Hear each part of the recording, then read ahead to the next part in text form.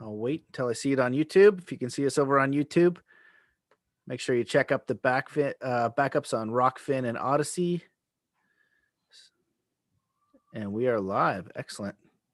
Let me just make this official. Here we go. Hello and welcome to the Mastermind, Body, and Spirit Show. I'm your host, Matt Belair. As you know, we are currently overcoming extreme censorship. So if you want to support this show, please go over to mattbelair.com and become a member. You can also leave a review in iTunes, share episodes. And the best thing you can do to support this show is to do 3 kind acts wherever you are in the world today. Today's guest is a Harvard graduate who studied psychology and economics.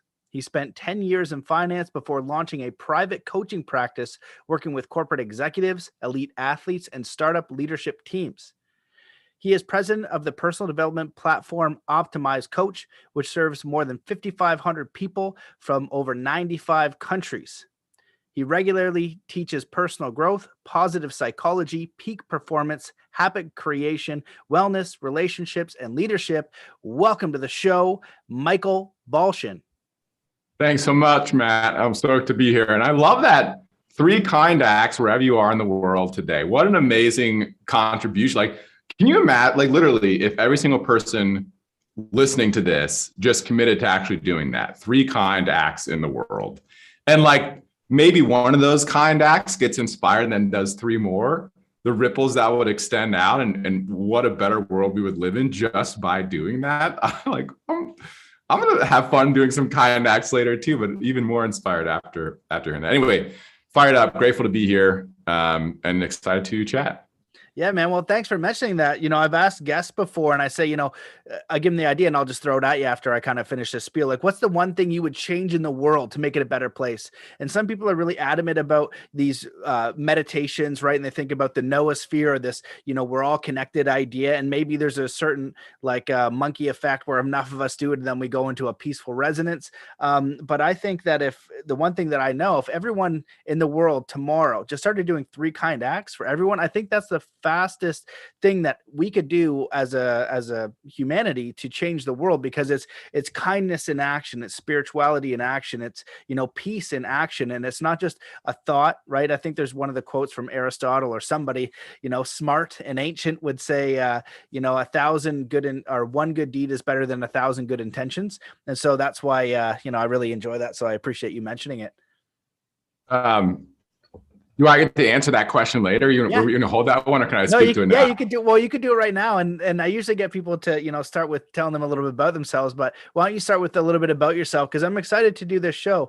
You've done a lot. You're a person who looks at optimization, peak performance. You've also had a career where you made a shift, right? So you stepped out on a limb and you started to create things and have a lot of success and do meaningful work. And I really like when we go into mindset and psychology tools and practices. And so you kind of cover all of those bases. So I'm really excited to dive into all the topics. So why don't you start with just a little bit about your background and what you're doing today? And I'd love for you to answer that question. So whatever order you wish.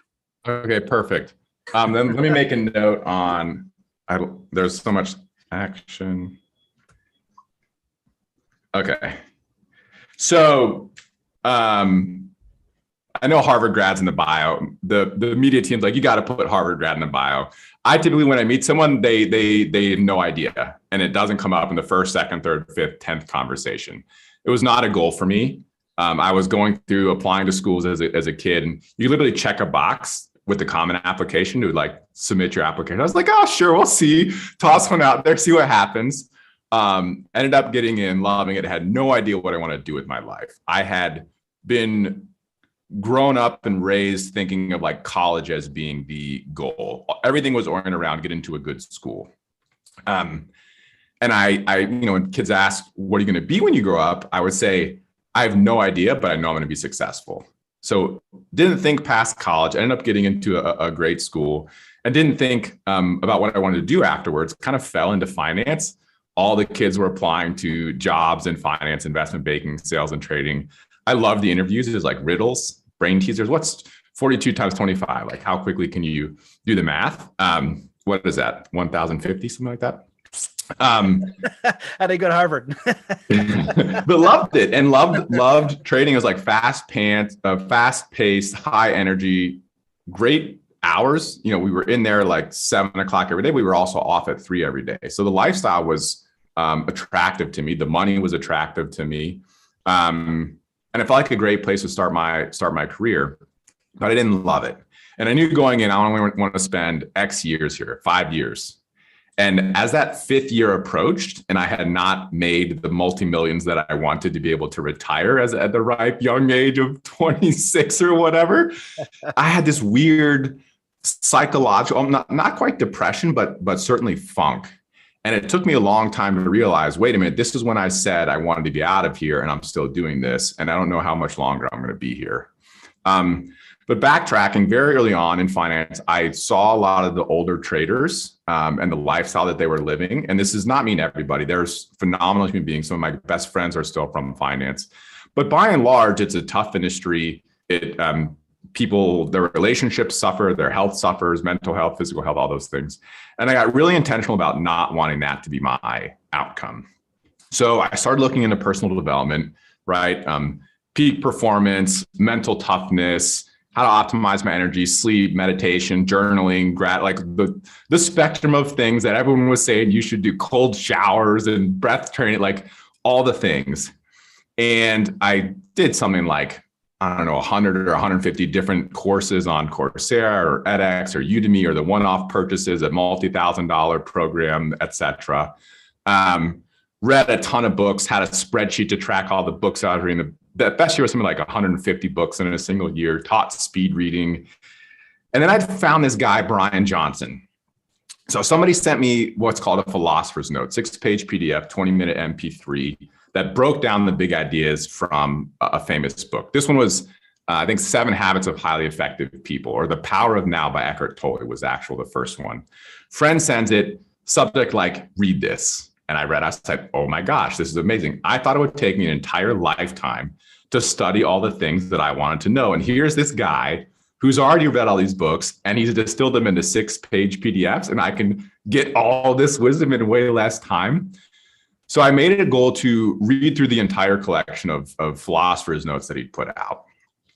Fast forward towards the end of my trading career, I'd started doing a little bit of coaching on the side. People, coming to me asking questions, hey, what are you doing? And learned how to create a thriving bespoke coaching practice, executives, et cetera. And then there was a day, and I'd probably been exploring coaching for about a year or so, committed to outperform my contract as a trader. We get this question a lot in our coach program, like, how do I'm not really aligned with this thing that I'm doing, but it's my job and it's providing income, and I want to do this other thing on the side. And for some people, the move is perfect. Jump off into your side hustle, go all in, crush it. For other people, it's no, continue to provide that income while you do something on the side. But in all cases, I think we have to take that responsibility towards the organization that's paying us and outperform our contract. Be the best we possibly can be at that thing that we're being paid for as a first priority while we build this side hustle thing. So I was committed to being the best trader that I possibly could be, and also seeing what else might be the next step after this. Anyway, you mentioned crazy stories, and like people have crazy stories. So I had a dream. In the middle of the night. I was the head of the oil desk at the time. Volatility was off the charts, up and down, price all over the place. And I was managing a book that had a lot of risk on it. And I had this dream of getting called into the back of an office and having conversations with the owners. And they're like just grilling me out. Like, why aren't you doing this? Why aren't you? And I was sitting there in my dream, really, really calm. And everything that they said, I would respond to them. And they'd say like, oh, okay, perfect. Okay, you're actually doing everything exactly as we would want you to do it. But it was a weird dream. I don't always have those kind of dreams. I woke up in kind of a funk. I like to get my workout in early when I was trading. So I went, boxed, hit a heavy bag for, an hour, came back, typically take the elevator. We live on the 27th floor. The elevator was not working. So like, it's a 1-minute elevator ride or a much longer than 1 minute to climb 27 flights of stairs to get into my apartment. Weird thing never happens. It happened. So I'm late getting into the office. And first thing I do is go to the back of the office and have a chat with some of the staff there and decide, it's time to part ways. It's time for me to go do something different.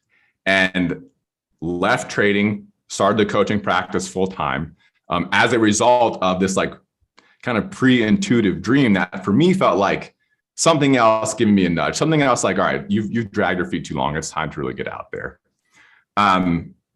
Anyway, Brian Johnson, ended up meeting him in 2017 at a live event that he did. And I said, I want to help you. I want to help your organization. I've gotten so much value from the content you've offered elsewhere, and I want to see how I can help it grow. I ended up joining him in 2019. We launched the coach training program. We've actually got to get on my team to send update numbers. We got 11,000 people from over 115 countries that have gone through this program, scientifically proven to change lives. And we now just launched the Heroic Social Training Platform, which is taking everything that we know from these 600 plus books distilled into 6-page PDFs from our scientifically validated program, all of ancient wisdom, modern science, and practical tools into a single app that can help us move from theory to practice to mastery, which will bring me to the thing that I think would be my answer to that one. What's that one thing if I could change? And it so beautifully ties into some words that you tossed out. You may have heard me mention I want to come back to action. It all comes down to action. Knowing something is rudimentary. Actually living it, actually practicing it, that's the advanced practice. We all know what we could be doing to be a little bit kinder, to be a little bit more productive, to be a little bit more energized. Maybe it's sleeping more, maybe it's meditating, maybe it's getting that workout in, maybe it's not responding to that trigger when your daughter says something or your wife says something and your brain's going in attack mode, but can you pause and take a breath? We all inherently know these things, but are we actually doing them? So our mission is to help create a world in which 51% of the population is flourishing by the year 2051. I'll save you the backstory since I know I'm already going off. We want to change the world one person at a time together, starting with you and me and us today. And the emphasis on one person at a time together, starting with you and me and us today. I think my one thing that I would like to see different out in the world is for everybody to just take responsibility for themselves. So many of us want to change the world by like changing what's out there rather than looking at how can we be showing up differently individually, own our own sphere of interconnected mind, body, spirit, soul, consciousness, and a physical manifestation, etc. Show up a little bit better day in, day out, moment to moment to moment to moment to moment. Focus almost exclusively on ourselves. I love the metaphor of anytime you're lecturing someone else, there's one finger pointing out, but count the fingers that are pointing back at you, like attend your own lectures. There's much more self opportunities to grow, to be a little bit better. I think if each of us truly committed to, I'm just going to do my best to show up at my best, never perfectly because no one is perfect, not expecting to not face obstacles because that's impossible. We will always face obstacles. We will always face uncertainty. We will always need to do the hard work.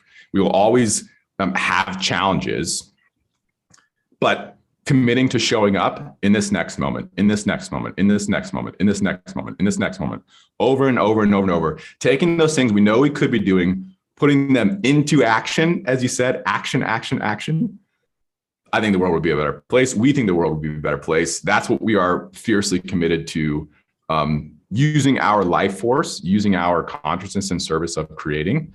And that was a really, really long answer to your really short question, but I love that, man. Well, I appreciate all of that backstory. It's really powerful. You brought up so many incredible points there. One of my favorite quotes is from Bruce Lee. It says, willing is not enough. We must apply. Knowing is not enough. We must do.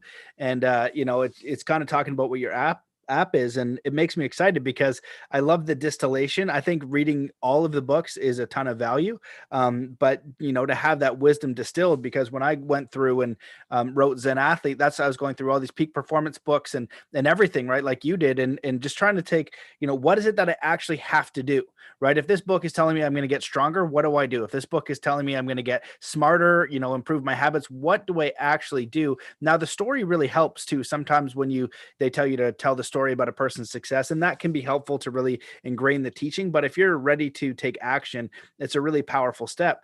And I love what you talked about is taking responsibility. And I've often, theorize that an awakened person, somebody who is like gone from, not consciously creating their life, they're just kind of going along. They get the job, they provide. They're not really creating consciously. An awakened person, they take 100% responsibility for everything in their life. That way, they're not a victim, right? They take these challenges and they transform them to propel their lives and create solutions. If you're in a victim mentality and you're not taking responsibility, it's gonna be very tough to make any kind of changes. And then the second thing is to go from not what can I get, but from what can I give. So I did a coaching call yesterday, and one of the members, Josh, brought up something new for me I never heard before, but he called showing up third. And that's basically, you put your family and your community before you. And you also take care of yourself. But then I thought about showing up fourth. And in my view is like putting God, creator, spirit, or life first, right? Family, community, and then yourself. You take, you're the best member. You create the best version of you so you can support your community, your family, and everyone else while taking responsibility. I think is a very powerful way to operate, a very powerful view of the world. And I think it's a very empowering way to live because you're always going to be the one coming up with your own solution. Because if you need someone else to solve your problems all the time or take care of you all the time, although that's nice, you know what I mean? When we're kids and our mom and our parents solve all our problems, it is a nice thing, but it leaves us disempowered as we get older and become adults. So I think you brought up a lot of wisdom there. That's so good. And we're just going to go off again and have so much fun. Are you familiar with anti-fragile, the concept anti-fragility? Yes, but I don't know I see it a lot, mostly in the weightlifting bodybuilding thing where people are squatting like 700-800 pounds and they're just like, yeah. This is the anti-fragile set. Yeah. So concept comes from a guy, Nassim Taleb, who actually was a financial writer, Black Swan, trying to help us recognize that human beings don't deal with probability well. He came up with this term, anti-fragility. It's the opposite of fragile. If something's fragile, you kick it and it breaks. You can be robust, right? And if you kick something that's robust, it's not going to break at first. But if you do it enough times, eventually that thing's going to break. Something that's anti-fragile actually gets stronger the more that it gets challenged. So you think of a fire, right? A wind is neutral. Wind is always blowing. A wind is going to extinguish a candle, but fuel a fire. That fire is anti-fragile. The more stuff you put in front of it, the bigger, the stronger it's going to get. Applied to weightlifting, like break down the muscle, do things you can't do that are outside of your comfort zone, your capacity, not like so far that's going to break you, but that will challenge you and you come back stronger. That's anti-fragility applied. I'm facing a challenge. I've actually got, you know what? This is really funny. I'm picking up a prop here. This was not planned. My 1-year-old grabbed this early and was bringing them around. You would not go to a gym to lift styrofoam weights. Like you don't go to the gym to lift the thing that, although if she's 1-year-old, this is a decent weight for her. You go to get strong, you lift heavy weights. And yet so much of us want life to just give us styrofoam weights. We expect to go through life and never be challenged. And if a challenge pops up, it's like, oh, woe is me, that victim versus that creator mindset that you talked about.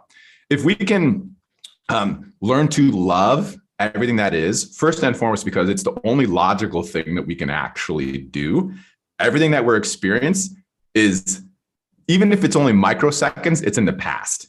It is past tense. And we cannot change the past. We can only change the future. And to the extent that we are complaining about something that is Byron Katie style, right? We need to love what is. If we're complaining about what it is, if we're saying it shouldn't be this way or whatever, we are giving away our power to something that has zero possible impact of changing it. We can't change the past. But if we shift our orientation towards the future, even if the thing that we're experiencing feels like a challenge, feels like it hurts, feels like a heavy weight. If you go to the gym and describe someone what you were feeling in a 700-pound squat, I know you like interviewed a 1,000-pound squat guy, like describe the bodily sensations and put that in someone who's not lifting a weight and doesn't have that same story. And they're like, this is worse. I'm dying. But when you see that weight as getting you stronger, you create that story that's like, this is amazing. I'm experiencing a challenge, but it's helping me grow. It's helping me get stronger. So having that idea of anti-fragility, of we are going to be challenged in life. How can we use it as fuel for us to get better, which I know you spoke to? That shifting from Victim, life is happening to me. To creator, what do I want? What do I want to create? And then having that personal responsibility. You mentioned third first, right? Family, community, then self. Potentially fourth, having that higher power. As quickly as possible. That lines up almost perfectly with how we like to simplify things. Energy, work, and love.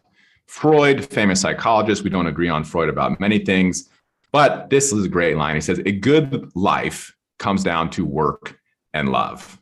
We like to add, okay, cool. Well, if you're having a hard time getting out of bed in the morning because your energy is not dialed in, you're going to have a hard time showing up in your work and in your love.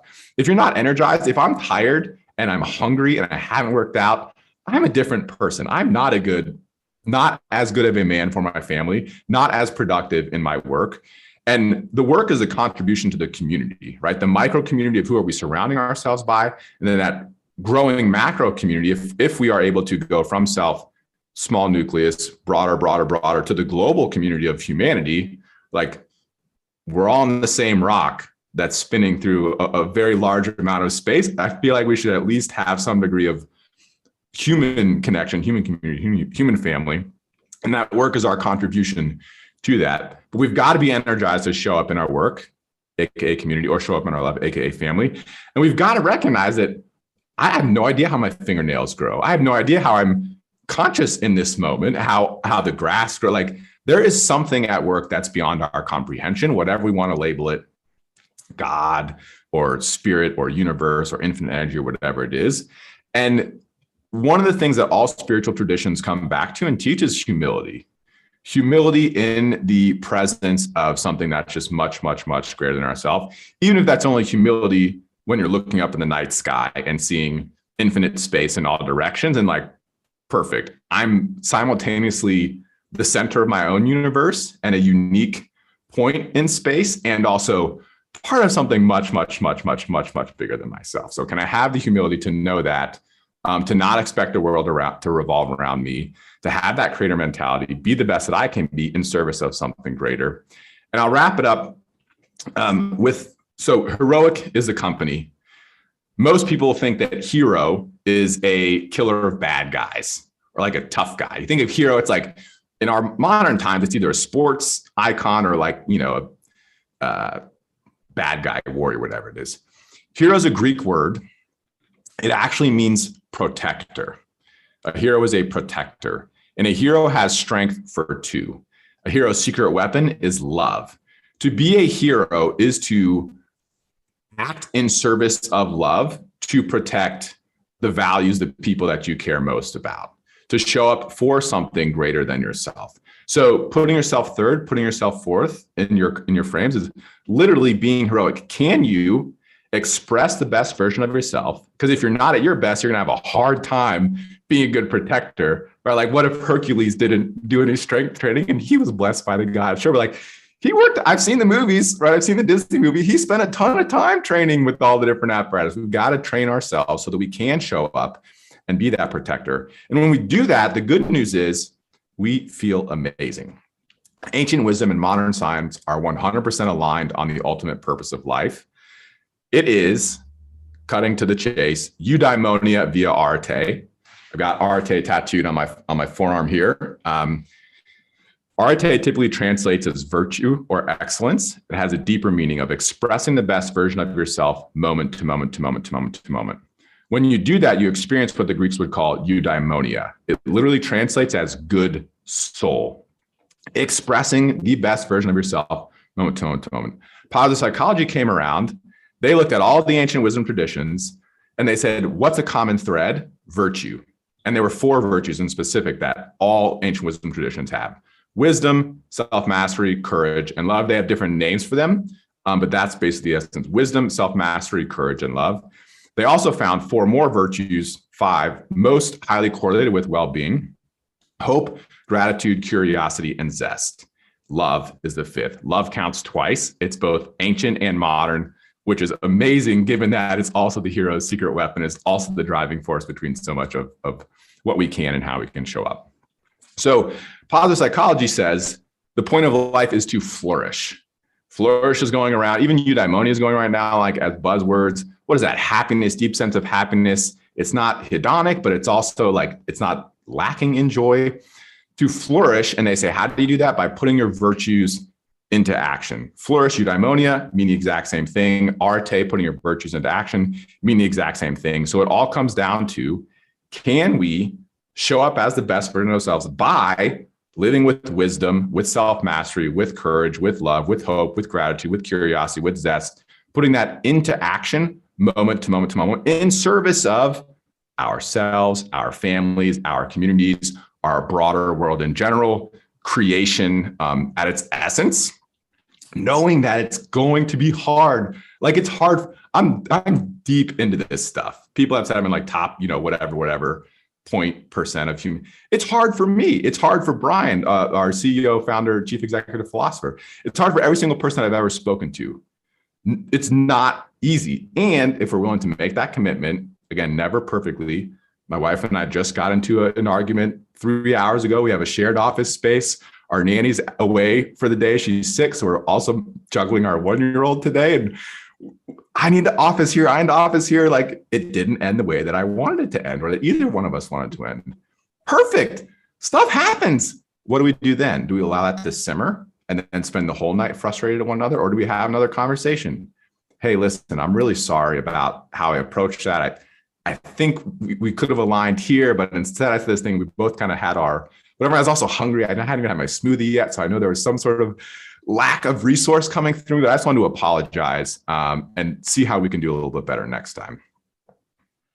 That's amazing, man. Well, you dropped so much useful information there. And I love the bringing up humility. I think about this balance between like self-worth, and I'd love for you to dive a little deeper into that after, because like, knowing ourselves is one thing, but also seeing this, like, okay, knowing we can grow, but having the humility that we don't know that much. Like we can look at the science of how a tree grows and things like that, but it's still really an amazing mystery. Like all this stuff that's going on, they got the chlorophyll and things like that, but there's still a lot of explaining left to do, even when you look at the scientific processes of like, how in the world is this even happening? This is incredible. And when, you see a young person, I think a lot of people, early 20s, you're saying like, you retire a millionaire at 26 and everything's going to be all done and you can be done working. You're correct. It's continuous work and mastery over time. You work harder. And when you're, giving that example, like when I train with the Shaolin monks, or, I look at people that I respect, as they get older, they keep setting that example of really hard work into their old age so they can set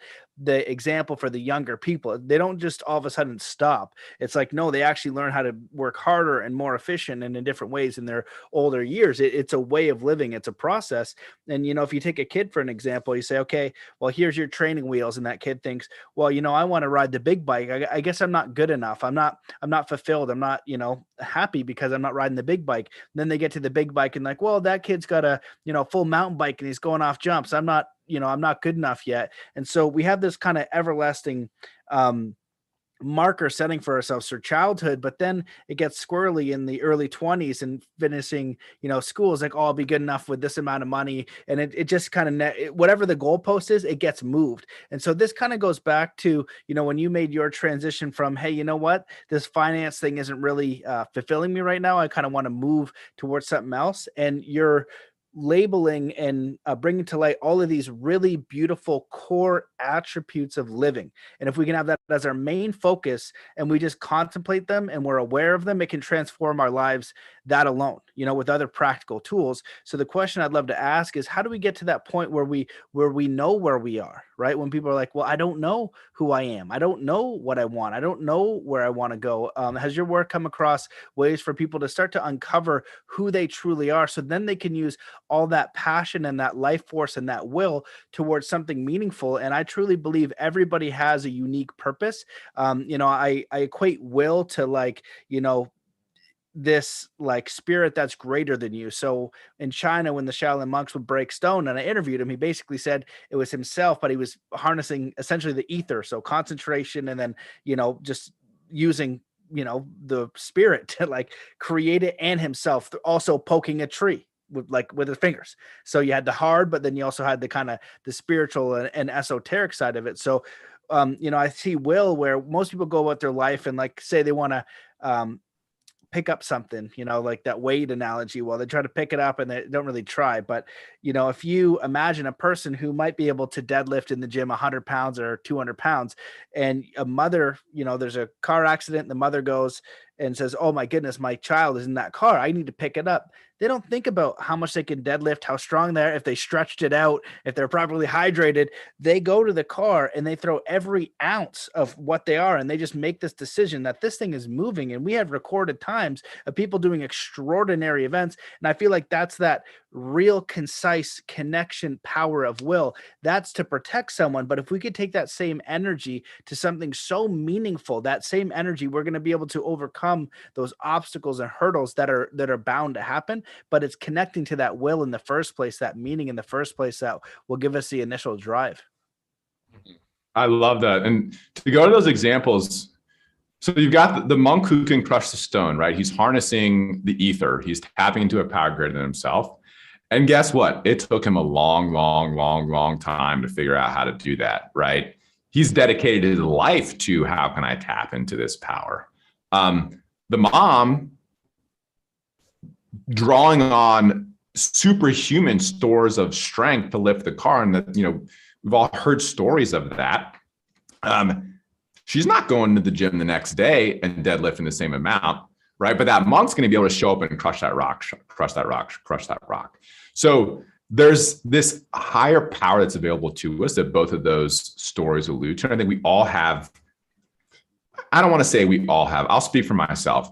I have seen so many instances in my life of inexplicable events that are inexplicable from the realm of science. So science, there's kind of two ways of looking at the world, one of which is the scientific prove it, right? And one of which is like this spiritual, basically faith-based essence. Science is basically a single colorblind eye, right? If I can see it, then it's measured in science. And if you get down to again, knowing you like going into the weird stuff, and the listeners might appreciate it. First off, Chris, I can't remember his name, Chris Guthrie. My brother bought I got a 3-year-old daughter about to be 4 and a 1-year-old daughter. He bought us these collection of books that's like astrophysics for babies, quantum mechanics for babies, blockchain for babies, like all these electromagnetism for babies, Bayesian probability for babies. These books are amazing. Like they are so good. Part of my electives at Harvard was the science of quantum mechanics, the science of time and the philosophy of quantum mechanics. So like weird bridges of science and how do we understand this stuff? And I bring that up now because at a fundamental level, based on quantum mechanics, we literally don't know. It is an unknowing that underlies everything. And when we have a recorded measurement of something, it locks it from unknowing into a fixed state, and then it's in the past, right? We can't change that fixed state in the past. The future literally lives in an overlapped probability state of unknown. And until it's known, we literally have no idea. You're talking about the double slit experiment where they put the observer in, then all of a sudden it starts acting as it should. And when they take it away, it goes in a different, particle wave. So the quick version of the 2-slit experiment, they shoot a single photon particle at a board that's got 2 slits in it. And if you shoot even just a single particle, which should only be able to go into like the top slit or the bottom slit, but one at a time you shoot it, on the back, you see this overlapping pattern. It looks like a wave. So it's as if you've ever shown 2 lights on something, you see that like the light gets dimmer and darker from 2 light sources. It's almost as if a single photon particle, like one, creates this 2 light pattern, this overlapping wave pattern. And it does that until you try and measure, okay, all right, particle, let me see if I can get a handle on you. I know you got to be going just through one of these. You can't be going through both because that defies the laws of what I understand reality to be. And so you actually try and measure it. And the moment that you measure which one it goes through, that overlapping pattern disappears. So the single particle literally exists in a superimposed like multi-state until you look and observe what is it doing, at which point it collapses into fixed past. Bring it back to like, okay, what do we actually do? How do we actually apply that? But recognizing that the nature of our beingness is unknown. It is literally unknown. And if you just sit and ask like why or how enough times, even going through all the scientific explanations, you will reach a point of, I have no idea. How do I see? Okay, well, I can go through the sun emits light and the light bounces off things and it hits into my eye and there's a lens that directs it to a certain point in my eye and then it's transmitted to my brain and there's brain signals that repatch in my brain, but like in my visual cortex. You can go through all the science, but if you keep asking, okay, well, how does that work? Or like, why does that work? On any question, ultimately get to like, I have no idea. And I see that not as a negative or a nihilistic thing, but as a really powerful opportunity to then take part in that forward creation, take part in creating the world that we want to see. We don't need to know all of how it all works in order to make a positive contribution to the future. I know when I'm showing up in such a way that like I'm feeling love from my wife or from my kids, or I'm making a positive contribution to my work, or I'm feeling good about myself. We're built to have this innate feeling of like, yep, keep doing that, that's working. Even without knowing exactly how it all works. But you mentioned the monk who can crush the stone. You mentioned the mom who can tap into the superhuman. The monk is practicing over a long, long period of time to be able to harness that potential. The mom's tapping into it. We want to be more like the monk. We want to recognize, okay, what are those things that I want to do?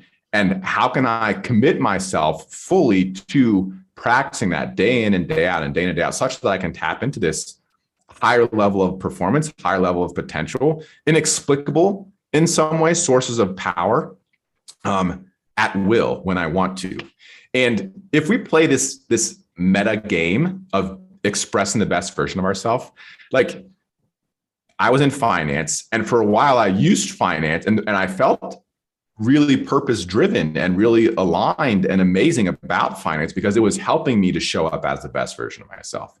It was challenging me. It was one of the pathways that I was using to be the best that I possibly could be. And this be the best that I possibly can be game applies any single thing we can do in any area of our life, and micro things, big things. Have a better conversation this way, have a better experience, right? Like, it doesn't matter what path we're on to play that game of expressing the best version of ourselves. And it doesn't mean that we don't appreciate things exactly as we are. Oftentimes, I think people hear that and they think, oh, well, like, are you ever satisfied? Or are you ever grateful? Like you're playing a game where you're never, ever going to be enough. You're always falling short. And we need to learn to hold two truths at the same time, almost across the board. I always want to grow. I can always get better. And everything is exactly perfect as it is. And I'm so, so grateful and so, so blessed for this moment and for everything that has been in the past. There's this collection of raw power and energy that I can tap into. And I want to have the practice of like bring it in over and over and over and over and over again. So playing that meta game of express the best version of ourselves, recognizing that we all share that purpose. That is our shared universal purpose. We can approach that through many different paths, but we're never going to get there. And I know you asked about purpose. So we had some of the world's leading scholars on the science of purpose. William Damon, check him out. He's amazing.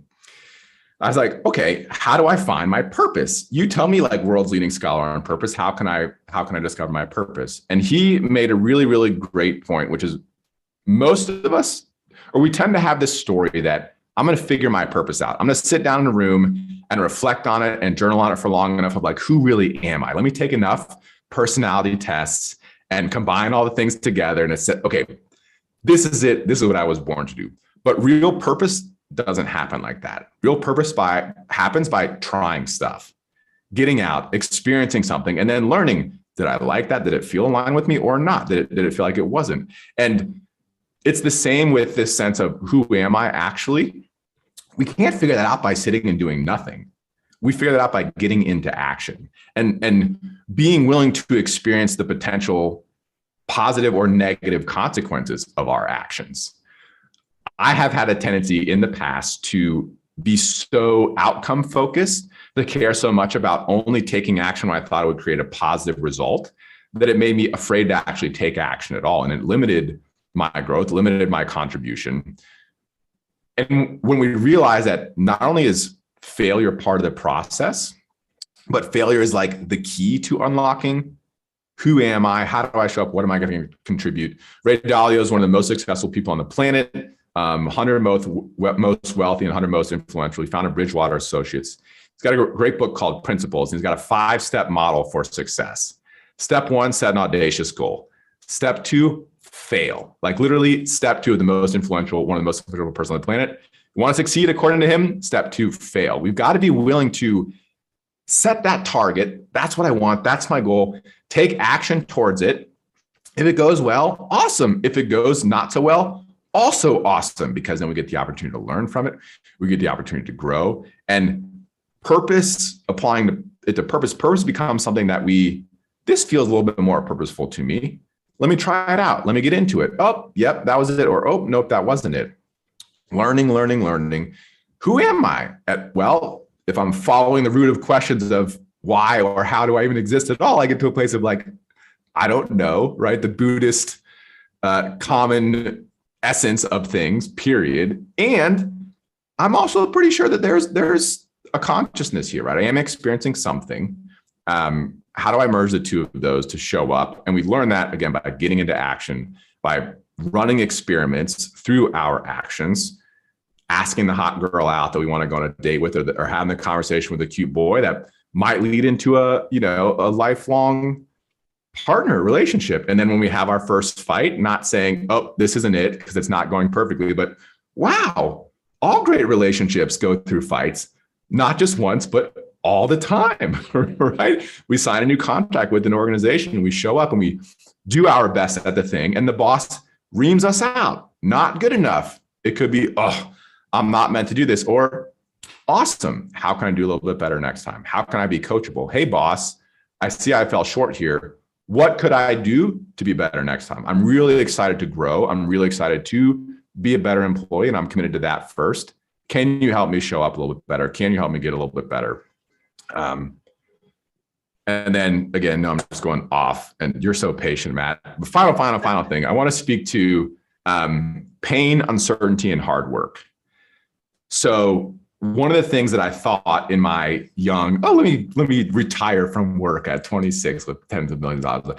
I was like, at some point I won't have to work anymore. And at some point I won't have the uncertainty of knowing where money's going to come. Like I'll have reached a state where I'll be like equilibrium.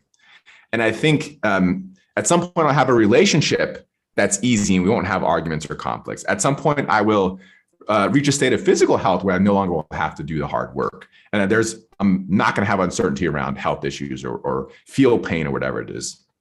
And I think there's almost this innate human desire to not have to face pain or uncertainty or hard work or excitement to get to the point where like we no longer will have to experience those things. But it's a lie. It's a trap. We will always feel pain, face uncertainty, and have to do the hard work. And that's exactly what those exemplars that you interviewed and talk about demonstrate. When they get older, they still work hard. They're willing to continue growing. They're willing to get themselves uncomfortable. They're willing to embrace the uncertain, unknown, but nature of our interconnected existence and show up and experience the pain of failure or experience the pain of stretch themselves just a little bit. So if we can flip our orientation to, at some point I will never experience, at some point I'll get to a point where I no longer have to experience pain, uncertainty, or hard work, to that's a given. Let me learn to love that. Let me learn to embrace that and use that as fuel to see just how high I can go, just how energized I can be, just how much I can contribute to my community, love my family, etc.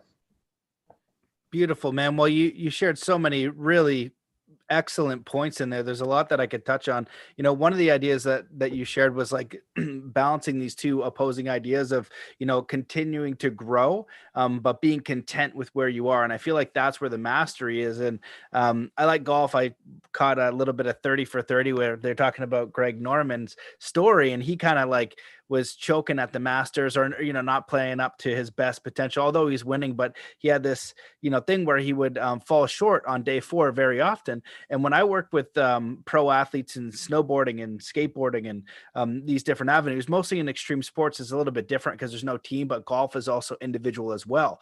The difference between golf and extreme sports is if you miss the putt, you're probably not going to break both your legs immediately. So the risk is really high. The mental game has to be very, very high. And so, one of the things where I'd like to teach people when they say, hey, Matt, like I do so great, but then when competition happens, I always come second. Well, when we unwrap that, it's usually this feeling of unworthiness where they don't want to be number one. They don't feel worthy to be the first person. They're fine to be second, but not first. And, kind of addressing that, being okay with who they are or where they are. And in Greg Norman's, circumstance, I don't know if this is true or not, but, I like to, when I'm working with the athletes, say, if you're about to go perform, right? If LeBron James is about to shoot a game-winning shot, or Shaun White is going to drop in to do his run for the, gold medal, if they're whole and complete and worthy as they are before they go do their performance, they're going to have a much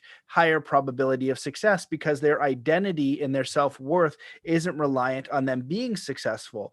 Them performing at their highest level is a part of them. It's one of their wishes and desires and what they are choosing to do. It doesn't just identify who they are. So if on Sunday at the Masters, when he ended up, the one that everybody talks about, and he lost a 6-shot lead, then he started to get all squirrely, if he could have sat down or had like a discussion, say, hey man, you're amazing, whether you win or lose. You're going to be just fine, if you have total self-acceptance. But what happens, it's interesting because if he's going down the golf course and there's no TV cameras, there's not even one person in the crowd or just one person, he's like, oh, I can handle that pressure.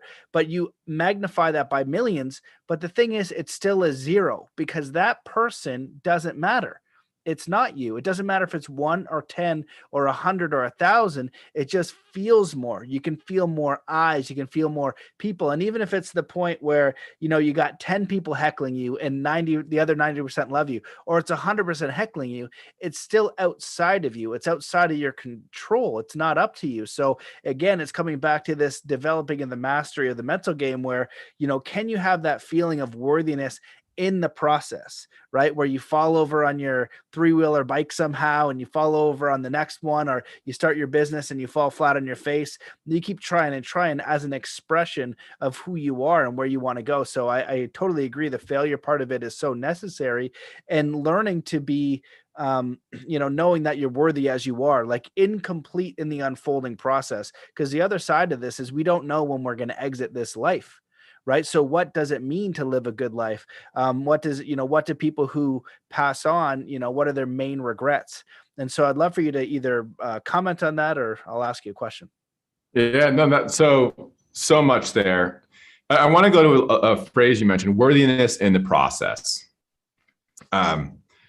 There's a chance that someone's actually not worthy of being the champion, right? Had they not done the practice, we can't think ourselves into like, oh, I'm the best, I'm awesome, right?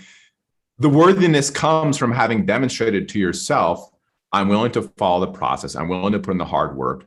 LeBron James, so I believe Bob Rotella was one of his mental coaches that he worked with, or maybe Bob Rotella's a golf one. Anyway, LeBron James finally like world's best mental toughness coach for basketball. And he goes and talks to him. And the guy's like, you need to make 400 3-pointers a day.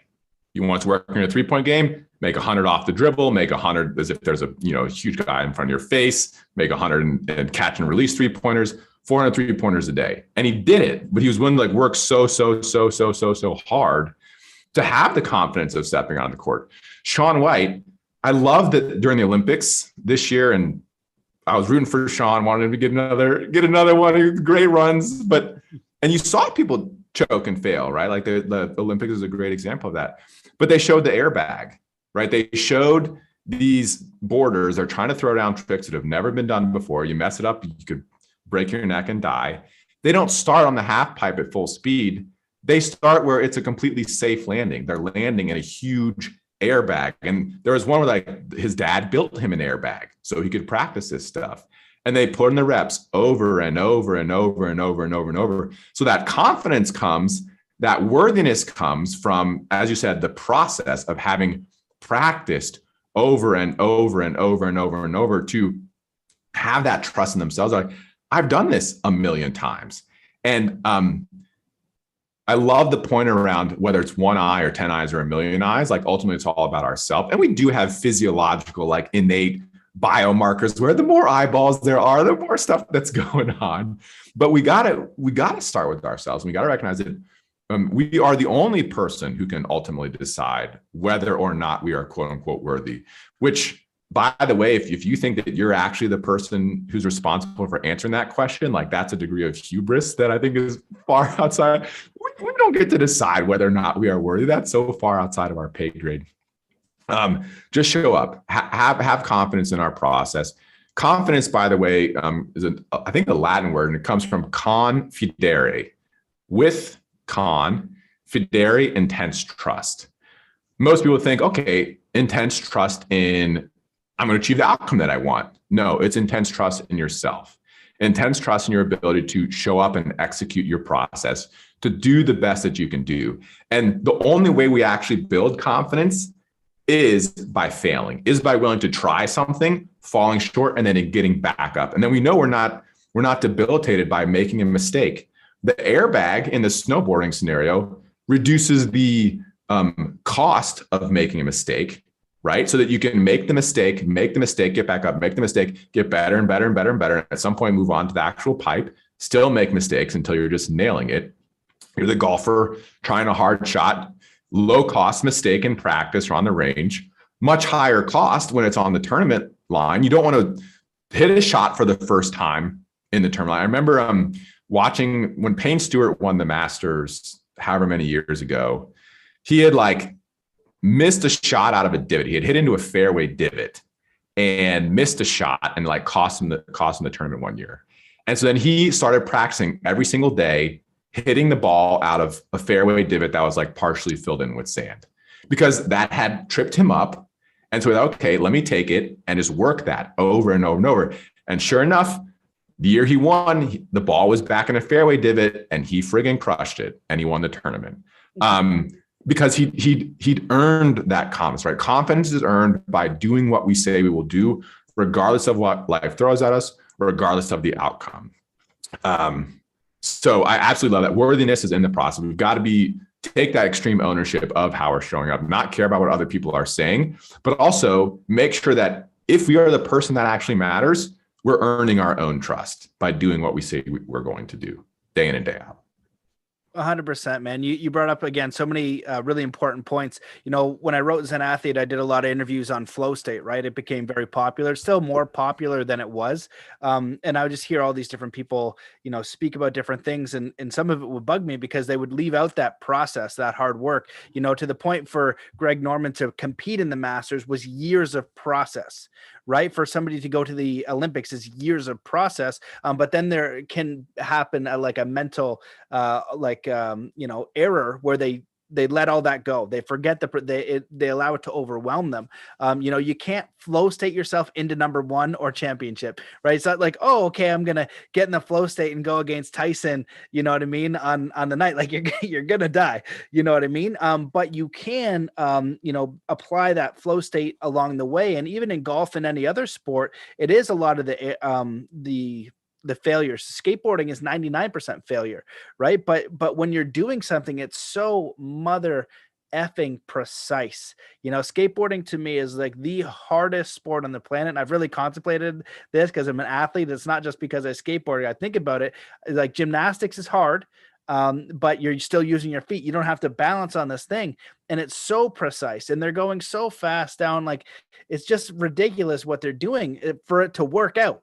Because there are infinite things that should go wrong before they do it. And any skater knows that they fall. So again, it's process and process, and they don't see anything but failure. And or they don't think anything of failure. I mean, and I love the skateboard mentality. I was really disheartened when I surfed for the first time because there's a bunch of buttholes in there, because the surfer, not every surfer, I thought they were just going to be I don't know. I imagine like these Hawaiian people in there just going to be so nice to me, cheering me on. They're like, get out of the way. Like, this is our wave, because it's like kind of finite. So it's different. Where skaters to me are the best. You'll see if you go to a skate park, almost 100% of the time, if there's somebody just learning how to do an ollie, the best guy in there who's doing the hardest tricks, everyone will stop when that beginner gets that first piece of success, because they see him working and working and working. And it doesn't matter what that thing you're working on. Once you get it, everyone's so excited for you. And if we can bring this mentality into life, right, where like you're working at a business or you're trying to do whatever, you fail and fail and fail, but we put so much on ourselves, and I'd love for you to speak a little bit on, people struggling with either like depression or anxiety. How do they get out of that, mindset of, they look at the world and it's like crippling. It's like all of these things that could go wrong. Because same with skateboarding, when you're going to do a kickflip down a set of stairs or do a handrail, there are infinite things that could go wrong, but you're really focusing on the thing that you want to go right, the thing that you want to create. So we have to focus our mindset on that. And, for me, being a martial artist and applying it to skateboarding, that's what I've done to my life. And I feel like that's what's helped me navigate all these failures and become, successful in some areas and not others. And I'm still working on those ones. I love it. So I'll hit the direct question in a roundabout way. I want to just circle back to flow. Mihai Csikszentmihalyi, right, wrote the book Flow. Flow is where our challenges meet our skill set. And it's just above. If we are more skilled than the challenge, then we're bored, right? It's like Serena Williams playing tennis against me. She'd be so bored because she's just way better than I am. And I would be like overwhelmed. That's not flow state for me, because I could not get I don't even know how to freaking play tennis. I've like played 3 times in my life. Not flow state. If I'm playing someone that's at my level, if the challenges meet my skills, then I'm in flow. And even better if it's just outside my level. Steven Kotler had him in our program as well, and wrote a couple of great books, Rise of Superman, and what was it, like Art of the Impossible, I think might be his new ones. He says there's actually a number. There's a number that particularly athletes in extreme sports, which was his kind of skill set too, 4%. 4% outside of our comfort zone is like the magic number. And if we are willing to stretch ourselves 4%, 4%, 4%, 4%, day in and day out, the power of compounding interest takes in. Compounding interest, imagine I can give you like $1 million today and or a penny that doubles every day for a month. Which one would you choose? Everyone always says the $1 million. Everyone always says $1 million. Turns out it actually matters what month it is as well, because that penny is going to double to 2 cents and 4 cents and 8 cents and 16, etc. And by day 28, it's like 800,000 or 900,000. So if it's February, you actually are better off taking the $1 million. But if it's a day with 30 that before, yeah, it depends on the month. Yeah, if it's a 31-day month, then you're like 2x, 3x, 4x times $1 million. That's we're literally not designed to be able to intellectualize and rationalize compound growth, this hockey stick of sorts. But that 4%, 4% better, 4% better, 4% better, 4% better, 4% better, 4% better, day after day. I'm not fighting Tyson tomorrow, but I'll tell you what, you give me 5 years, I might be willing to step into the ring. He's older. I've still got a little bit more youth. I'll go out and hire the best trainers. Like, there's a physical capacity. I have no idea what weight class, et cetera. I'm not saying that if Mike Tyson happens to listen, that I'm actually interested in fighting him in 5 years. But I am saying, I just tweet him daily. if we give ourselves the time to 4% more than we can, 4% more than we can, which is when we're in flow, it's hitting that airbag, hitting that airbag, hitting that airbag, doing this trick that's outside of our comfort zone until it becomes inside of our comfort zone. Trying that, and I cannot skateboard. I got a boosted board, so I like had the wheel that would control the speed of the board. And it was so dangerous for me to be riding around on this thing. No tricks. But like, if we can't do the ollie and we try. If we go to the skate park and we see that dude doing the advanced tricks and we say, that's the trick I got to do next, 0 chance. But if we're focused on the ollie, then the next thing, 4%, we got a chance. And this ultimate game of being the best version of ourselves, 4% better, 4% better, 4% better, 4% better, day in, day out. Celebrating successes is huge. You mentioned everyone in the skate park celebrating that kid when he does his first ollie. Most of us tend to under-celebrate. BJ Fogg's one of the world's leading behavioral design scientists out of Stanford. Most of the addicting apps that you use, the people that built them learn from BJ how to use technology to harness your attention. He says that he thinks celebration will become as important, if not more so, than gratitude.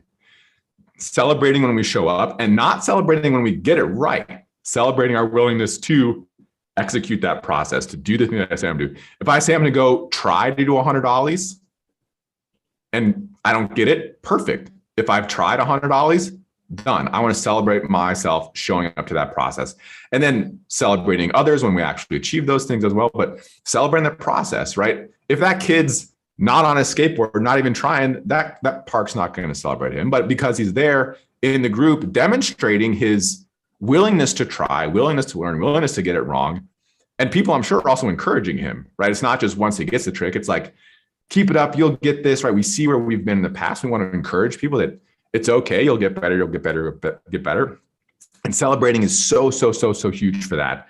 I try and celebrate my daughter's behaviors. Anytime they do something that I want to see more of, I celebrate it and I go over the top on it. One of my favorite books is Don't Shoot the Dog. It's about like dog training and the idea that like celebration works, punishment, negative consequences like doesn't actually work, and it's way less fun to like punish yourself over and over for not getting it than it's to celebrate showing up and celebrate getting it right.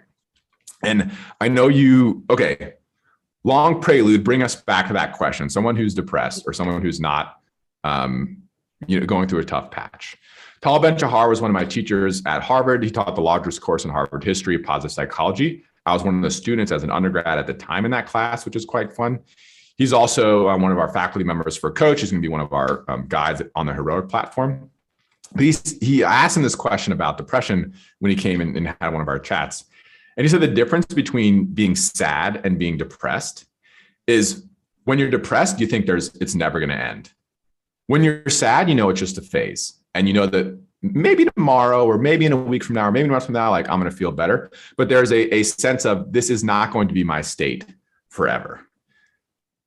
If we are trying to ollie and we think I'm never ever going to be able to get this right, one, we're probably going to give up really quickly. And two, like we're never actually going to be able to get it right and get out of that. But if we believe this is just part of the process, this is not something I want to experience forever, but I'm willing to experience it now because there might be something better on the other side.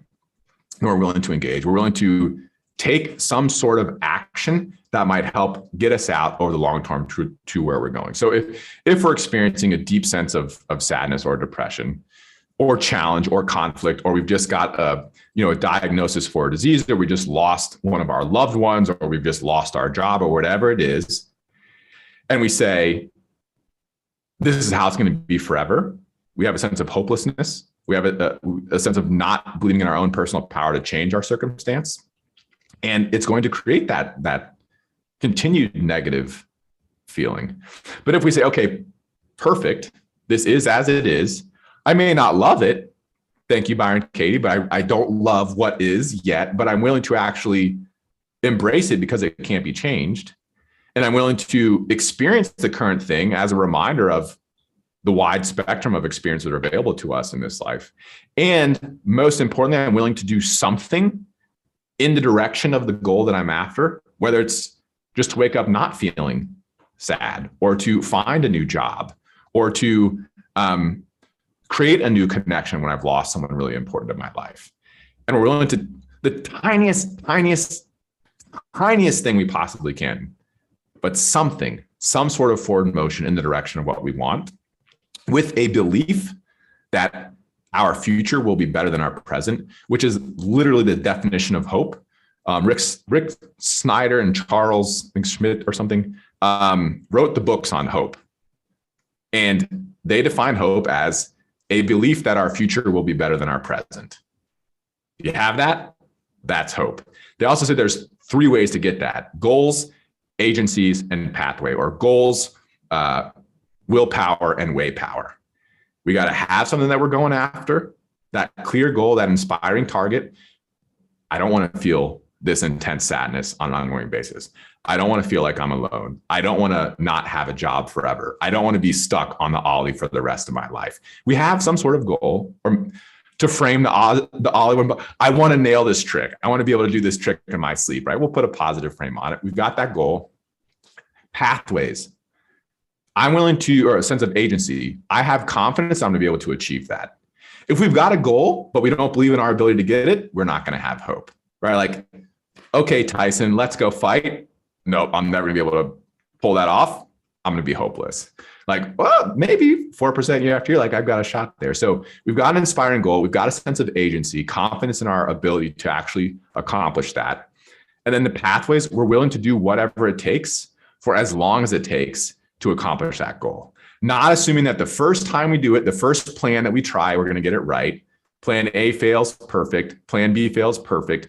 I'm willing to go through the entire alphabet and then start back at AA through ZZ, through like as many special characters as you want, because the goal is that important to me. And I'm willing to try. And if I'm experiencing an intense sense of depression, and if you are experiencing an intense sense of depression, we would encourage you to start with your physiology. Physiology drives psychology. How are you eating? How are you moving? How are you sleeping? Can you try and sleep a little bit more? Can you move your body? Moving your body is literally like taking a little bit of Ritalin and a little bit of Prozac. It is an antidepressant exercise, and studies have demonstrated the efficacy of exercise versus antidepressants, and it's on par after 30 days, and after like 9 months, exercise outperforms. Awesome. You couldn't pay me to not exercise. Not exercising is like taking a depressant. So get your physiology dialed in. The great line: the best bridge between despair and hope is a good night of sleep. So hope, goal, agency, pathways. Despair literally means to have no hope, to not prosper, to not go forward with hope. Best bridge between despair and hope is a good night of sleep. Get a good night of sleep, or try to get a little bit more sleep. And I say that with deep deference to one, not being a clinician, et cetera, and two, like the intense negative states that can come as a result of depression. That's often started by a lot of different things. And we have a lot of people in our community who have experienced that before. I've not personally had like the deep clinical depression. I've experienced a lot of sense of sadness. I mentioned the approaching the 5-year mark of a job and feeling like I need to go somewhere else, and like in a deep funk for a long time. And when I left finance to start this work, by the way, it was not roses. It was like really hard months. How do you go from an awesome income to zero, starting from scratch? And then if I can't provide, if I'm not a contributor here, like what am I doing? How can I, like, it was tough. But physiology drives psychology, getting our energy dialed in so that we can show up more powerfully. Again, that hope, goals, agency, pathway. I've got something that I want. I've got confidence that I can achieve it, and I'm willing to do whatever it takes for as long as it takes in order to achieve that thing. Amazing, man. Well, again, so much practical insight and applicable, tools for people to use for all those things. I didn't know about the 3 ways to kind of have hope. You know what I mean? It's like, I never even thought about that before. So I have to make sure I get that author's name right for the show notes. Man, I could ask you questions all day. We're just cruising along, having a great time. So I'll just, I'll honor your time and just ask you, talk a little bit about, if there's anything that you wish that I had asked or that you want to talk about before we kind of wrap it up? And then, talk a little bit about the app you created, because it is pretty exciting what you've done. I've seen things like Blinkist, and, that was kind of good. I like the summaries, got a lot of books through that way, and Audibles is pretty handy. We can use social media for good and bad, but you've created a very powerful tool that I saw it and I was like, wow, that's amazing. Like, to be able to, have all that condensed wisdom in action. And that's really what's going to help you have the result that you want. And, like you said about that willingness to go through the alphabet of failure, A through Z. And, the two guys that I just had on that were more the strength guys, 1,000-pound squats, both of them could do that, and deadlift. For them, they said the same thing. It was just like, well, once I got to like 700 pounds, if you want to get 800 pounds, it could take you another 5 years to get that extra 100. They didn't care, because they would just do that forever. And that's what I think, you've alluded to. And I speak about when I do coaching on life purpose stuff. It's like, it's got to be a direction that's so meaningful. You're not going to know what the end goal is, but if you can know that next step and the next step, you're not going to give up, and you're going to keep asking good quality questions, uncovering more about yourself, and keep taking chances, you're going to see things uncover, and you're going to be guided in the path. And I think everybody is guided in their own process if they're taking action. But when you're stagnant, that's really where things can become very challenging and overwhelming, and it's like the object in motion stays in motion, and an object at rest stays at rest. So just, the first workout after a vacation is the hardest, or if you haven't worked out in a long time, that's the hardest one. But once you're in there, you're craving it. It feels good. It's what the body should be doing. So I'd love for you to just share anything that you wish we had talked about, or anything you want to share. We covered so much, and in such a fun, broad way. I'll share a little bit more about the resources that we offer in the context of how it ties to everything that we talked about. And I was thinking about what's kind of the common thread throughout this entire conversation. It's all come back to action, right? A willingness to actually get into action. And the one thing that we wanted our app to do, hopefully better than anything else out there, is move you from theory to practice. We say to mastery. But starting with theory to practice, we know what we could be doing. Let's actually do it.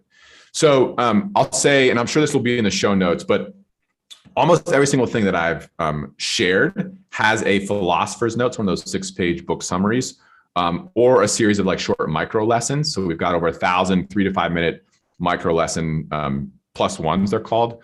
And we also have 50 101 optimal living master classes. So like the top 10 big ideas on productivity or purpose or anti-fragility or energy or eating or moving or sleeping or mamahood or fatherhood or leadership or public speaking, conquering depression, conquering cancer, whatever it is. We've got hour-long 101 classes on that. I share that because, one, if you want more information, that's all completely free. So when I first started as a trainer and found this resource, it was $100 a year, $10 a month, $100 a year, $250 lifetime on the discount. It was like $400 lifetime without the discount. And I was a paying member for like, I don't know, 7, 8, 9 years, a decade. I bought memberships for all my clients. I bought memberships for a lot of my friends. Some of them wanted it. Some of them didn't want it. My absolute favorite resource for growth, Heroic, current organization, bought that company, and we now give it away completely for free. So 51% of the world flourishing by 2051. We are committed to helping each person show up as that best version of themselves more and more consistently. And we think by giving access to all these ideas, all this content, all this wisdom, like for free, will help put a big dent there. So check that out, completely free. Heroic.us will give us a sign up information for it. Then I can help Matt with links to all the specific pieces. Charles Schneider and Rick Smith, I think that's in any case, Hope guys, we'll figure it out. So that is the kind of free wisdom offering. Was paid, had tens of thousands of members from literally every single country in the world that paid, and we made it free. The coach program takes all of that and goes deep over the course of 300 days. So we cover most of the things we chatted about today, but like in depth over 300 days. And to my knowledge, I don't think there's another coach certification program out there who does this the way that we do. I've got a certification back here in the corner. I don't know where I've got my self view hidden, so I don't actually know if I'm pointing at it or not. But a lot of certifications will ask you to like complete a test, right? Or demonstrate knowledge of something. To earn a certification, and it says it on the certification, you have to literally be practicing. So you have to be meditating, you have to be moving, you have to be turning off your electronics an hour before you want to go to bed. You got to be eating in such a way that it aligns with your nutritional philosophy. You got to be journaling every day. You got to be breathing properly. There's a proper way to breathe. Most of us are mouth breathers. Turns out not right. Mouth are for eating, not for breathing. Want to breathe in through the nose, use the diaphragm, back out through the nose to optimize our CO2 to O2 balance. The way to get more oxygen into your muscles, by the way, is to have more carbon dioxide in your blood. Carbon dioxide signals to your blood vessels, let go of the oxygen and let it go into the muscles. So if we train our ability to have more CO2 by taking longer, slower breaths, we actually get more oxygen absorption into the muscles. Fun hack there. Anyway, the coach, when we literally require you, like that's how you earn a certification. Are you actually doing the things that you said you will be doing? And when you earn it, you have to read it every day. It's like there's some sort of disclaimer clause there. It's like, to the extent that I continue to practice, this certificate is valid. So the moment you stop practicing, you no longer have a valid certification from our program. In any case, that program has been scientifically proven by one of the world's leading wellness labs, Sunli Bermersky. She ran the research for us. Paraphrasing, she said something like, if I hadn't have done the research myself, I would have thought the data was fake. It's not a surprise because all the things that we teach and invite people to do are scientifically proven. So of course, the like aggregate of them will be scientifically proven. 1,100 folks from 115 countries have gone through that. Used to be, I mean, it's always been inexpensive relative to the rest of the market. We recently cut 75% off or 70% off with the acquisition too. But what we're most excited about is this training platform, the heroic training platform. The kind of foundation of practice is 2 steps: 1, committing, and then 2, hitting. So in the morning, commit to who you are at your best, how that version of you shows up, the virtues or qualities that you embody, and then what are you actually going to do today to live in alignment with that best version of yourself. We've got a resource that literally walks through this with a workbook. You don't need the app to go through this. It's one of the things that we require our coaches to do without using the app. They can do it on a pen and paper and you want. Literally try this for the next month in the morning. Energy, work, and love. Who are you at your best in energy? Who are you at your best in work? Who are you at your best in love? Give that version of yourself a name. My current energy identity is Iron Man Beast. My work identity is world-class chief of staff. And my love identity is Zero, which is a nod to Gandhi. Reduce yourself to zero. It could be father or athlete or podcast ninja or whatever it is. Then your virtues. How does that version of you actually show up today? If ancient wisdom and modern science agree that a good life comes down to living with virtue, putting our virtues into action, then it's probably a good idea to say, okay, what are the virtues I want to be putting in action today? Let me pre-commit to living with virtue: present, kind, connected, genuine, generous, encouraging, enthusiastic, confident, anti-fragile, strong, fast, swift. Be like, what are the virtues, the qualities that you want to embody on a daily basis? And then what specifically are you going to do today to live in alignment with those virtues in energy, in work, and in love? We're all going to have different things. Your number one thing might be a good night of sleep, which might be driven by turning off your electronics an hour, 2 or 3 before you go to bed. Maybe it's getting a workout in. Maybe it's getting a skate session in, whatever it is for you. What are the 3 behaviors you're going to do to live in alignment with that best version of yourself in energy, and then in work, and then in love? For work, it might be journaling or preparing for the podcast or reading a book or writing that report or hitting the gym if your work is like a physical piece, or, 400 3-pointers or 100 attempts at the Ollie kickflip, whatever it is. And then love-wise, what are the things that if you did them, you would show up better in love, in the relationships that matter most to you? Responding to a bid is one of mine. John Gottman, 7 Principles for Making Marriage Work. People can come into his lab and he can predict with like 85% accuracy whether or not a relationship will be together after 15 years. And he does it by paying attention to, are they responding to each other's bids? If I say, hey, Matt, we're out of mustard, and you're at the store and you don't buy mustard, that's you not responding to my bid, right?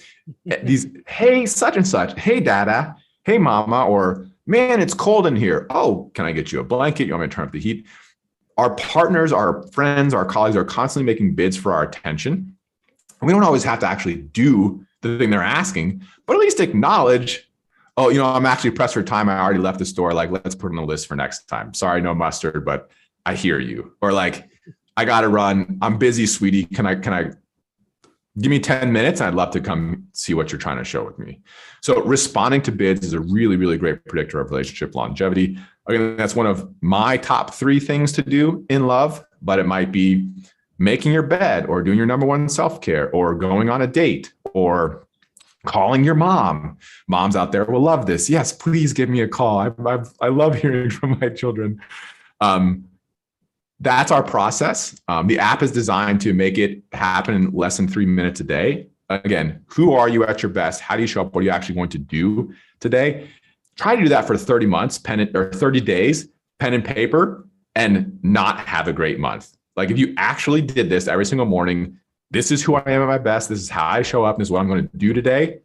And then you actually did those things, you're going to 4%, 4%, 4%, 4%, 4%. You'll be astonished at the growth that's possible over the course of a month. We also work with the world's leading technology design firm.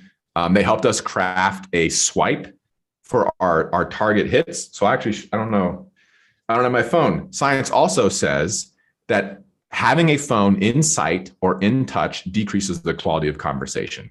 So I put my phone somewhere, I don't know where, somewhere that I would not see it and or feel it so that my brain is not wondering what's going on my phone so I can be present. But we've got this gesture that I'm addicted to. When I do something, I celebrate it by going to the app and saying, yep, that's like me. I just did the thing that I said I was going to do. I just worked out. I just meditated. I just gave my daughter a hug. I just responded to a bid. I'm going to go when this is done, I'm going to say, crushed it, hit my crush it target. Like, yep, that was a work thing. I feel like I showed up well. I was energized. I was prepared, crush it and celebrate. I'm addicted. Like literally people talk about technology as being addicting. Perfect. Awesome. It should be addicting. Let's use that addiction as fuel for our best. Let's use that addiction to help us show up more consistently at our best. I'm addicted to doing the things that I know are best for me. And this app is helping me to do that. It sounds self-serving. I know it's our organization, it's our app, but I'm just blown away at the changes that it's making in my own life. My 3.5-year-old daughter is using it. She's made her bed like 3 days in a row. I can count on 0 fingers the number of times she's made her bed before we added that as a target. Make my bed, or be a good listener, or take a breath, or share with your sister, or help with the dishes. Like she's got a burpee target. She loves burpees. She generally loves burpees, but she will go. She's like, Dad, can we do burpees? I want to hit my target. Dad, I'm so excited. I took a nap. I can hit my nap target. It has been amazing to see when you set a goal, when you set this target and we celebrate hitting it, how much change can happen even in a 3.5-year-old or a 35 and change-year-old who's deep into the stuff and thought he had it dialed in until I was like, boom. The past 3 weeks of being actually on the app have been really, really monumental for me. So I share that because we're really fired up about it. I think it's really, really, I think we've figured out how to hijack our brains to get us to take action that's in alignment with who we are and how we want to be in the world more and more consistently so that we can serve, so that we can show up as the best, most heroic versions of ourselves, one day at a time, one moment at a time. And then thinking back, was there anything else that I wanted you to ask that we didn't ask? I want to go back one more time to this idea of like failure, imperfection, just getting things wrong, and the connection to self-worth. It's present for me as just an individual, something I continue to work on of like, oh, I'll get 4% better every single day, right? And at some point, I'll no longer have failures. I'll no longer have arguments. And when those things come up, sometimes the voice in the back of the head's like, still not there yet. It's not there yet. And there's a negative self-worth. There's a judgment. And we need to shift that. It's all part of the process. There are no perfect human beings. Matt, you're an awesome guy. You are not going to be the first. Sorry. I'm not going to be the first either. Like no one's going to, there are no perfect human beings. If we can just have that same sense of compassion that we have for our children, for other people when they make mistakes, apply that to ourselves and also apply it to those we care about when they're making mistakes. Most of my conflicts with other people come down to some sort of like, I want them to be perfect too, or they have fallen short, and I want to help them not be that, instead of just embracing perfect. That's a mistake. Let's get a little bit better. Let's go a bit better. So none of us are perfect. That's absolutely perfect. Let's get to work, putting what we know to be true into action day in and day out, and hopefully change the world together. Amazing, brother. Well, that was a handful. And, I love what you're doing, because it just reminds me, like, because I come from the martial arts background, it's just, when I have a goal set out, right, and then I reverse engineer it, that's how I'm more successful. And that's actually, I was one of the first to do that in snowboarding. I created fitness programs for athletes and mental training, visualizations and everything. This wasn't going on, 15 years ago. Right. And so that increased my performance, but increased all these athletes' performance by marking out those goals. And it really hasn't been done. I'm sure it has in other ways, if I think about courses or things like that, but not in an app form that I'm familiar with, that just helps you to integrate those things. Right. It's like, well, when you look at fitness, it can be overwhelming what to do. So you break it down, you figure out what your goals are, and you do the thing. I know you do triathlons. That's very different training from what I'm doing now, right? Very different. We're both in the gym maybe for the same amount of time, but doing very different things. So it's important to know what your goals are, and to do that in a personal development way by your own definition, I think is really powerful. And it's amazing to give that gift away for free, a huge value offering, and then say, hey, if you want to go a step further, this is an offer too. So I think you're doing it in a really beautiful way. So just thank you for all your work, and thanks for coming on. This show was a ton of practical knowledge. So I love that. That's important to me, is like, whenever if you give me a personal development book, I don't figure out the how-to after, I'm pissed. I was like, you better give me, how I'm supposed to do this. So I love how you made all the actionable steps. I love that. Let's 3 kind acts wherever you are in the world today. I'll add a request of 3 moments of you showing up as the best version of yourself today. Like little choice points. Take a choice point. Could be less than, could be a little bit more than. Well, let me take a breath. Let me show up. Let me add an extra 2.5 pound plate. I know it's not on the schedule, but let me just see. An extra hug, whatever it is. Beautiful, man. Well, thanks so much for coming on the show. If people want to follow more of your work, or they want to get into this stuff, where do they go? Heroic.us, or you can search the App Store for Heroic. It's on iOS currently. Android release is coming within the next month. So search App Store for Heroic or heroic.us. You'll get access to the free content, and then see the other offers. And what about if they want to follow you and some of your work and other interviews or whatever you might be doing? We actually are building the media page on that site, so it'll live there. And I don't even remember my social handle. I don't think that's Balshin. I think it might be the Instagram. Go to Heroic. yeah. Go to Heroic. Okay, man. Well, thank you so much for coming on the show. This was great. All right. Cheers. All right. See you, everybody. Peace.